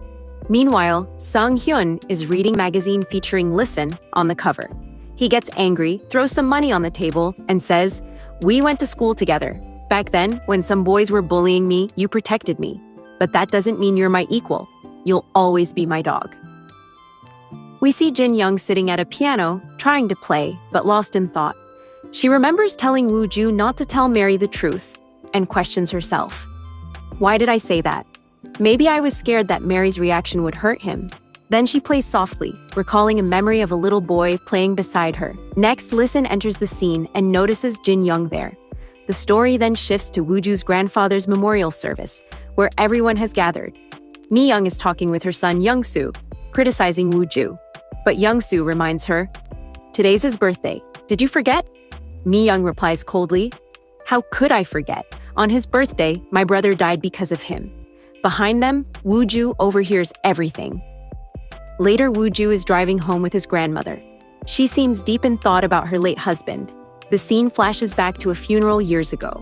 Wooju was crying, and Pil-yoon told him, "Say whatever you need to say to your parents. This is your last chance." Wooju tearfully said, "They died. Because of me." Then the flashback reveals what happened. On his birthday, he asked his father why he gave his toy to Young-soo. As his father turned around to answer, a truck suddenly appeared and the accident happened. Mi-young receives a call from Pil-yoon's secretary saying Pil-yoon hasn't eaten anything today. Mi-young sighs and says to her family, "I know why. Today's the day she stops thinking about Wooju and remembers her husband instead." Then we see Han-kook remembering the past. He was there the day Wooju's parents died. A man nearby watches the crash and sends a message, reporting, "It's done." That man was Han-kook. Back in the present, Mary is at home when she notices it's raining. She steps outside and sees her cactus blooming with flowers. She takes a photo and sends it to Wooju. He receives it while sitting alone in his room, remembering how everyone ignored him that day. Then he sees Mary's message. It's blooming. A moment later, Mary gets a group message saying, "Today is team leader Wooju's birthday." She quickly texts him, "I'm sorry, I didn't even realize today's your birthday. Should I bring you a cake?" Wooju replies, "I'm starving. Just order me some food." Mary types back, "Would you like home-cooked food instead?" Then she hesitates. "What did I just write? Am I flirting with him?" Wooju messages, "All right, I'm coming over." Mary starts cooking, video calling her mom for help. Young-soo asks, "Why are you cooking so much? Are you expecting someone?" Mary denies it. "No, I'm just cooking for myself." She hangs up, but Young-soo smirks and says, "I know someone's coming. I just hope it's that guy." A little later, Wooju arrives at Mary's place and is shocked to see the table full of food. They sit down together, and Wooju tries the soup first, but it's way too salty. He laughs awkwardly and says, "It's been years since I've had soup. I stopped drinking it after my parents died." Mary gently tells him, "It's okay. There are so many days in a year. You can forget one. Just enjoy the rest." He smiles and eats quietly.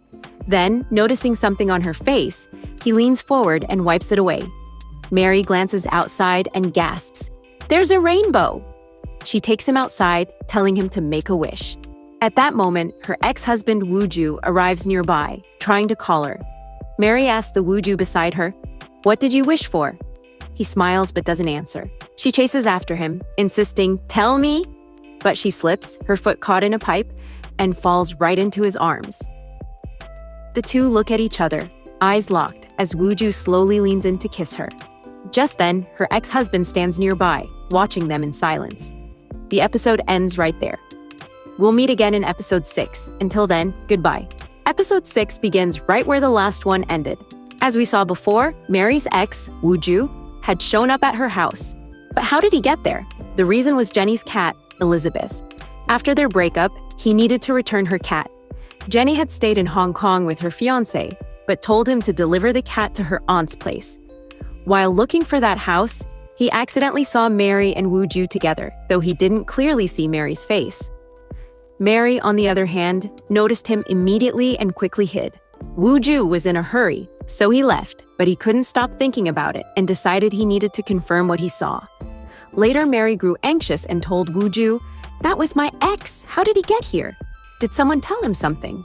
But who could? Only Mary and Wooju knew the secret about this house. Wooju calmly told her to think rationally. "If he ever finds out tomorrow, what will you do then? Will you give up this house or stand your ground?" Mary said firmly that she would never join hands with her ex, no matter what. "Even if I get caught, I won't let him become part of this secret." Wooju reminded her how much she had struggled. "You've lost your mother's entire life savings because of that scam. You need to secure this house no matter what and sell it to rebuild your future. Everything you lost can only be regained through this." Meanwhile, Dr. Jing had come to Boat Palace to meet one of her relatives. While everyone was attending a group exercise session, she noticed Sangyan nearby. In that area, Sangyan was known as a single, hardworking man with great stamina, the kind who had never been seen with a woman. People in the community called him the most eligible bachelor. During the workout, one of the women suddenly had a cardiac arrest. Dr. Jing rushed forward to give CPR. She was dressed in workout clothes, and as she leaned down repeatedly, a couple of guys began taking photos of her. Seeing this, Sangyan became furious. He quickly helped Dr. Jing up, put his jacket over her shoulders, and took over the CPR himself. Dr. Jing realized that he was trying to protect her from embarrassment. Soon the ambulance arrived and the woman survived. Sangyan's jacket, however, remained with Jing. She wanted to return it, but he was nowhere to be seen because he had already caught the two boys. He beat them up, got their phone passcodes, deleted the pictures, and warned them that if they ever pulled something like that again, they'd regret it. Elsewhere, Mary was visiting the Sundong Company. She presented a new packaging design for their VVIP customers, beautifully packed bakery items along with a thank you card. The calligraphy on the cards was done by a famous monk. After finishing her work, she was about to leave when her ex, Wooju, appeared in front of her and greeted her casually. He even followed her inside the office, reminiscing about old times. He reminded her of when they opened the office and shared a kiss after the celebration. Mary felt disgusted. She hadn't thrown him out immediately because Wooju had told her to observe him, to find out whether he knew anything about the house. So she played along. Then her ex asked, "Have you ever been to Boat Palace? I saw a girl there who looked just like you." Mary replied, "How could I go there? That's a luxury area. I worked overtime the entire Sunday." Her ex then tried to rekindle things between them, but Mary firmly rejected him. "Everything between us is over. I want to be with someone who stood by me in my hardest times." The next day, the company started sending out the VIP gift packages. But just then, disaster struck. The monk whose calligraphy they used had been caught. He turned out to be a fraud. He'd even gotten drunk at the airport and caused a huge scene, grounding a flight. If the same calligraphy appeared on their products, their company could be dragged into the scandal. They had to stop all deliveries immediately. Wooju and his team jumped into action, and Mary joined them since it was their joint project. Meanwhile, at home, Auntie and Youngsu were up to their usual scheming. Auntie had a sharp tongue but wasn't as cold-hearted as she seemed. It was also revealed that she still deeply loved her husband. Youngsu teased her, saying, "If you saw me and Dad drowning, you'd save him, not me." Wooju's team managed to control the crisis. While opening one of the parcels, Wooju was suddenly barked at by a dog who thought he was an intruder. The dog charged at him, but Mary quickly handled it by offering a snack. She clearly knew how to handle pets, and Wooju thanked her, offering to carry her heavy bag. After that, Wooju dropped Mary off at her office. On the way, her ex kept calling, and Wooju asked why she wasn't answering. Mary said, "I already met him and told him to shut up." Meanwhile, at her ex's house, his mom and sister were leaving for Japan on vacation. Before leaving, his sister accidentally mentioned that Mary's mother had once come to their house and was humiliated by their mom before being kicked out. "And don't even think about Mary anymore. We only want Jenny as our future sister-in-law." This made the ex realize that Mary's anger might have been because of what his mother did. He thought, "I should go apologize to her. There's no way she's moved on from me. She can't live without me." Since Mary wasn't picking up his calls, he decided to go to her office.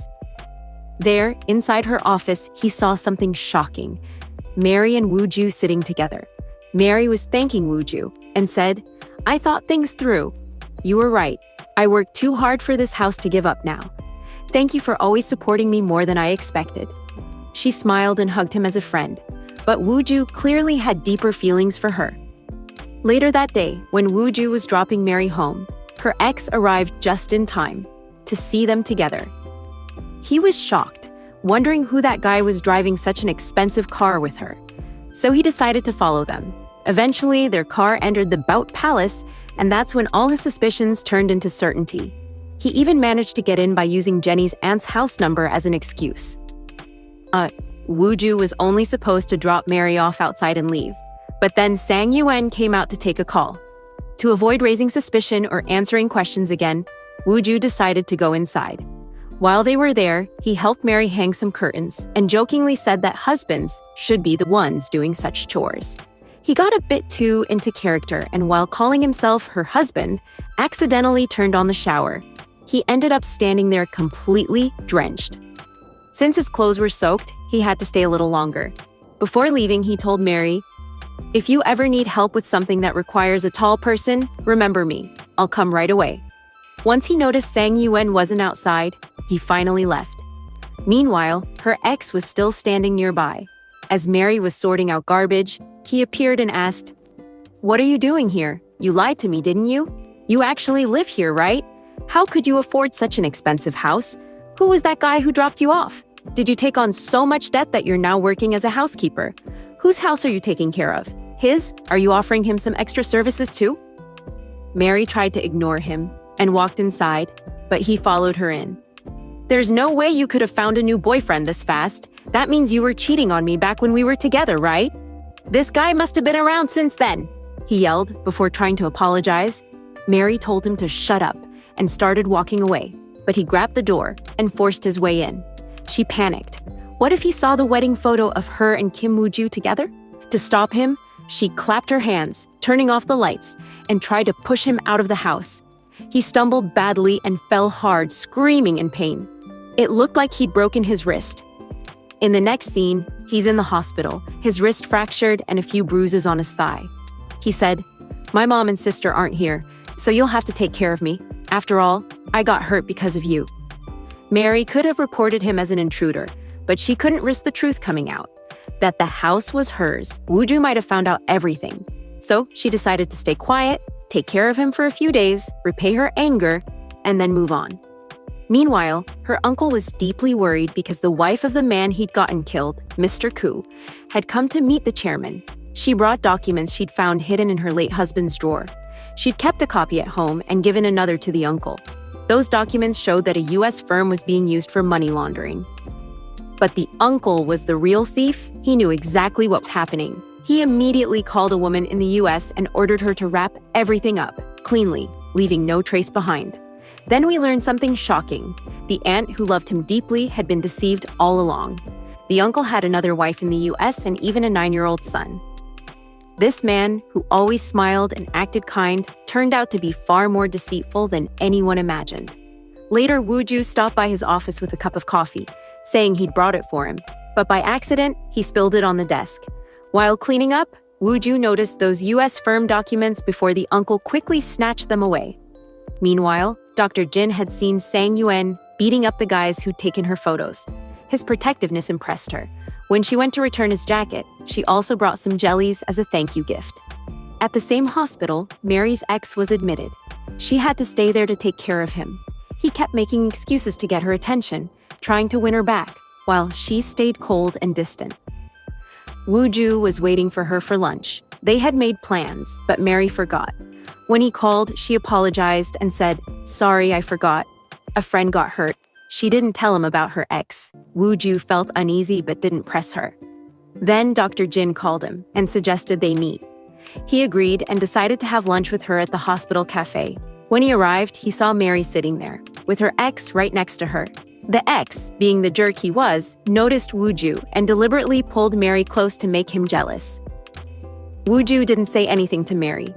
He just calmly stepped aside and said, "Didn't I tell you? If you ever need help from a tall person, just call me." The ex kept yelling and pulling Mary forcefully back inside. Later, Mary apologized to Woo-ju and said, "Actually, he fell at my place, and I didn't want to trouble you again. You've already solved so many of my problems. Are you mad at me because of this?" Woo-ju replied, "I'm not mad, but what can I do? I think I like you. Because whenever I see another guy close to you, it just doesn't feel right." And with that, the episode ends. Stay tuned for the next one. Don't forget to like the video and subscribe to the channel for more updates. At the beginning of episode 7, we see Woo-ju telling Mary that he likes her. Mary looks at him and asks, "Why do you like me?" Woo-ju says, "You don't need a reason to like someone." She asks again, "But why me? I'm divorced. Your family won't like me." Woo-ju calmly replies, "Are you dating me or my family? I like you. Does that bother you?" Mary denies it, but suddenly starts talking about money, saying that after marriage, they'll need financial stability. She looks at his clothes and says it seems like he doesn't save. Woo-ju smiles and says, "Who said I don't save? I just dressed up because we were meeting today." Then she asks where he lives. Woo-ju replies that he lives with his grandmother and asks, "Do you want me to move out and live with you instead?" Mary refuses. Woo-ju thinks for a moment and asks, Are you scared that I won't fit into your town? I didn't know you were like this, but I want you to know I'm a good person. I don't do shady things. Mary says she didn't mean it like that, and that his sudden words confused her. Wooju sighs and says, "Forget it. Let's pretend this conversation never happened," and starts to leave. Mary follows him saying, "How can I just forget? I was nervous. That's why I said all that." Meanwhile, Mary's ex, Wooju's namesake, keeps calling her but she doesn't pick up. Suddenly, both of them appear in front of her. The ex says, "Where did you go? I've been in so much pain." Then he sees Wooju and asks who he is. Wooju says, "I'm just someone who knows Mary." The ex replies, "I've never seen you before." Wooju then explains that he's the owner of the house and Mary is his housekeeper, and that he just came by for some work. The ex gets angry, accusing Wooju of using that excuse to get close to her. Mary snaps, "Stop saying nonsense. He's my team leader, and we work together." The ex moves closer to Wooju, threatening him, but Wooju warns him to back off. Later, when the ex is taken to a room, Wooju yells at him to stop. Mary gets a call from Song-ai saying she needs help with something urgent.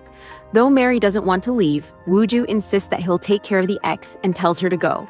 As she leaves, Wooju shouts, "Don't go!" Another patient scolds him, saying, "This isn't your father's place. Sit down quietly." Meanwhile, Wooju's grandmother remembers a moment when Mr. Ku's wife handed her some files. She tells her secretary she suspects there's a traitor in the company stealing money and asks for a secret investigation. The secretary agrees and walks out with the files, but runs into Han Cook, who notices them. He later visits Grandma to talk about his dormitory project. She asks if he set up a meeting with David. He says yes, and in the next scene, they meet David, who runs a hotel and plans to collaborate with them. After Grandma leaves, it's revealed that David is secretly working with Han Cook. David asks why he shut down the American branch, and Han Cook replies that Grandma was starting to suspect something, so he had no choice. Back at the hospital, Wooju brings food to the ex, who looks at it and says, "These are just flatbreads. I can't eat this." Wooju calmly says, "Then don't," and starts eating it himself. The ex reluctantly drinks some milk. Then he says, "You probably don't know, but Mary and I were together for 5 years. We dated, and we even got married." Wooju replies, "Yeah, I know. You cheated on her." The ex says he was confused back then, but now he's changed and plans to get back together with Mary. He adds, "You can't stop us. Mary likes handsome guys like me." That night, Mary remembers when Wooju had held her hand and asked if it bothered her that he liked her. She remembers how shy she felt at that moment. Then Wooju messages her, saying he's leaving the hospital. Mary thanks him and says she won't bother him anymore. Wooju smiles softly and walks away. In the next scene, Jinhua is seen talking to her patient when she accidentally bumps into Yunsu and Jinhua. Yunsu gets irritated and curses before walking away. Later, a nurse goes to give the ex an injection, but complains about his strong smell. She manages to do it, and then tells Wooju that the smell might bother other patients and he needs to do something. Wooju goes to the ex and asks when he last took a shower. Then he grabs a wet cloth and starts wiping him down. The ex shouts, "What are you doing? My skin is sensitive." Just then, Wooju's family walks in. Yunsu asks who did this, and the ex points at Wooju. Wooju simply says, "Oh, you're here? My job's done," and leaves. Yunsu then asks Wooju about his small fracture and says it will heal soon. Jinhua suggests it happened when he went to see Mary. Yunsu yells, asking why he would go see her. Jinhua asks if he still loves Mary. "That can't happen," she says. Yunsu scolds him, asking what's wrong with him, and what about Jenny? Wooju says he and Jenny broke up, then starts crying, confessing that he loves Mary and can't live without her. He pleads with his mother to go see Mary and apologize for what she did to Mary's mom, saying that if he can't be with Mary, he'll die. In the next scene, Mary's mom and daughter talk to her, saying it's her fault that Wooju ended up like this and that she should go take care of him. They remind her how close they once were. Mary says she was already there before they arrived. She fulfilled her duty and asked them not to call her again. Song-ai overhears everything. Mary asks if she heard it all, and Song-ai nods. Mary admits she recently broke up, but forgot to tell her. Song-ai says Wooju called asking about her, and she told him where Mary was. She hoped she didn't mess things up. Mary says it's fine, but asks her not to answer his calls next time. Soon after, Wooju calls Mary and meets her outside. He greets her and invites her into his car. Mary looks around and asks about the car. Wooju says, I've had it for a while, but this is the first time I'm using it. You're my first passenger. He smiles and adds, From now on, I'll give you a ride anytime. I want to treat you well. Mary says she won't fall for his sweet talk. Wooju laughs and says, All right then. Later, he gives her flowers. She smiles and asks what they're called. He says he doesn't know and tells her to search it up. She does, and the meaning comes up as, My heart is honest. Realizing what it means, she blushes. We see Jin Kyung talking to her patient, who was supposed to come but didn't show up. Listen then starts to leave. Jin Kyung stops Listen and says, I can't finish all this food, so please stay. Listen agrees and sits down. Jin Kyung starts asking him several questions about his life, one of them being about how he once hit the kids and deleted the photos. Then she asks, Your boss doesn't treat you well, so why don't you stand up against him? Meanwhile, Woo-ja drives Mary back to her house. She's about to say goodbye, but first gives him a gift, saying, You took care of Woo-ju at the hospital, and I really appreciate that. I wanted to give you something. Woo-ju smiles and says, At least make me some noodles or give me a glass of water. Actually, I have something to show you. Later, they're inside her house, and he shows her his old diary. Someone once said that to know someone's future, you need to look at their past. He says, This is my childhood diary. It clearly shows how much I used to save. I've always been good at saving money. Mary looks through it and says, Okay, I get it. But then she notices the name Miso written in it, along with a line that says, I'm really grateful for her. Mary asks, Who's Miso? Is she your first love? Wooju tries to grab the diary back, but Mary refuses, saying she wants to read it. In the process, he ends up leaning over her, and they stare at each other for a moment. Just as they're about to kiss, both of their stomachs growl. They laugh, realizing they're hungry. Mary makes some noodles, and they eat together. She then says they need alcohol, so they go outside and drink. While drinking, she looks at the diary again and asks, Who's Miso? Why are you grateful to her? Was she your crush? Wooju teases her, saying, Are you feeling jealous? She denies it, but he still doesn't tell her who Miso really is. She playfully shakes his chair in frustration. In the next scene, we see Jin Young coming out of a restaurant with Listen. She's clearly drunk and starts talking about her looks, asking, Do you think I'm attractive? Listen replies, You're not that bad. She sighs and says, Then why doesn't my crush like me? We grew up together. Maybe he didn't understand dating back then, but he does now. So why doesn't he date me? Listen says, Maybe you just weren't attractive as a kid. She grabs his face and stares at him for a moment before sitting down and crying. Then their car arrives. Listen says, That's my car, but Jin Young insists, No, it's mine, and gets in. When Listen tries to get her out, she falls asleep inside. Meanwhile, Mary asks Wooju if he called a driver. Wooju says he didn't, and keeps canceling the request, saying, I don't think we'll get a driver tonight. She's already asleep outside, so I guess I'll have to sleep here too. Mary looks at him and says, You can sleep here. This house is partly yours anyway, but where will you sleep? Wooju looks around and says, I'll just sleep on the couch. Mary asks, Why the couch?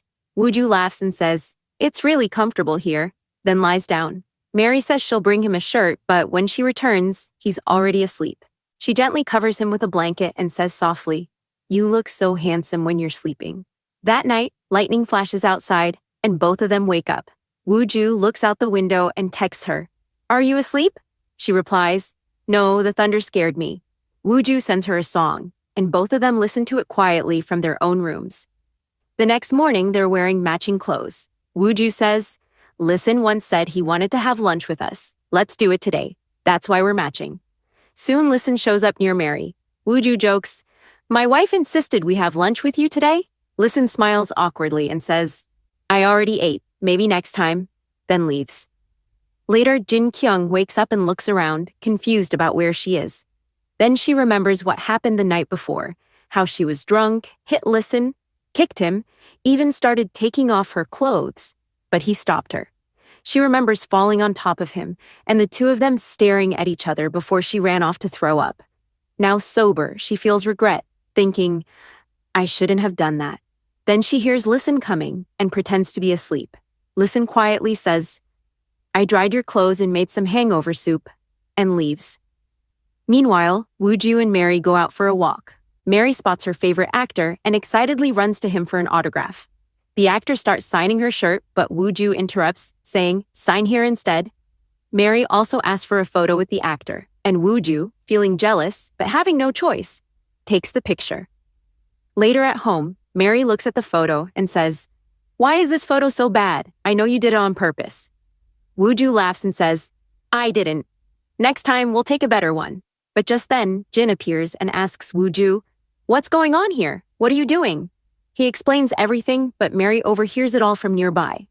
Jin yells at Wooju, saying, "How could you do this? If your grandmother finds out, you know what will happen. Just stop whatever you're doing right now." Meanwhile, Grandma's secretary calls a company CEO to ask about some financial documents. The man says he already verified them. They're real. Hankook is there with him, and the man warns that the chairwoman might be suspicious of the documents. In the next scene, Mary is at work when she gets a call from Jin asking to meet. When they meet, Jin says, "I called you out suddenly because I needed to tell you something. Whatever you have going on with Wooju, stop it. You need to step back. You don't know who he really is. He's the heir to the bakery company." Mary is shocked and says, "I had no idea. If I'd known, I wouldn't have acted this way. I was only thinking about myself. I'm sorry." Jin continues, "You also owe him a debt. That's why he's been helping you." Mary asks, "What debt?" Jin explains, "Wooju is the same boy your father once saved." Later, Mary is waiting at a bus stop, lost in thought. She remembers everything from the past and finally realizes who Wooju really is. She says to herself, "So that's why he was helping me. He must have felt guilty." She decides to go back to her hometown. Meanwhile, Wooju meets Jin and asks, "What did you tell her?" Jin says regretfully, "I think I messed up. I told Mary everything and told her to stop using you." Wooju walks away without listening, calling Mary, but she doesn't answer. Mary returns home and talks to her mother. Her mom, Young-suk, asks, "Why are you here? Did something happen?" Mary says no. Young-suk talks to her dog, saying, "He hasn't eaten anything today." Mary asks why, and her mom explains, "There was a female dog he liked, but she got close to another one, so he's been sulking." Mary smiles and says she'll take the dog out for a walk, leaving her phone behind. While walking, she talks to the dog and says, "You fall in love too easily. You shouldn't do that. You can't just give your heart to anyone. You'll only end up hurt." Just then, Wooju drives up and sees her. He gets out and asks, "Why didn't you answer my calls?"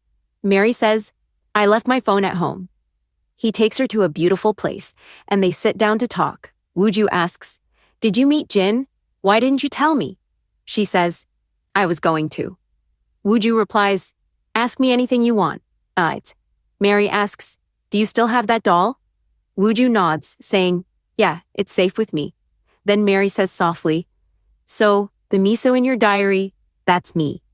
Wooju smiles and confirms it. Mary looks down and says, "You were helping me because you felt bad. But you don't need to do that anymore. My father's death wasn't your fault." Wooju stands up and says firmly, "I don't feel bad. I like you. That's why I helped you. I'll always be by your side." He steps closer, kisses her, and the episode ends.